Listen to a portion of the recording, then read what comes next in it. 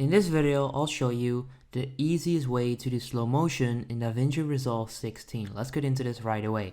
So I've got this clip opened up in my timeline, and first of all, you want to click on the Edit Blade tool, and you want to simply cut this where you want to start your slow motion. So I'll just do that right here.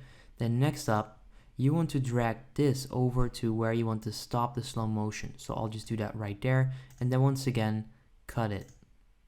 Okay, so right now you have this clip in the middle, and this should be the clip where you want to start the slow motion. So all you need to do is right click and then click on change clip speed, which is right here. Now next up, you can actually do this. So drag this over to the left to speed this up or put this in slow motion. There you go. You want to enable the ripple sequence and disable the pitch correction because the audio is not going to be great with that.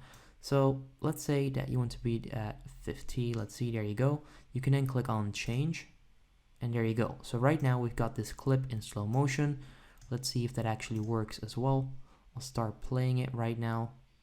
And yes, there you go. So right now this clip is in slow motion, and this is the easiest and fastest way to put clips in slow motion on DaVinci Resolve. So if this video helped you out, make sure you go ahead and leave a like. I would appreciate that.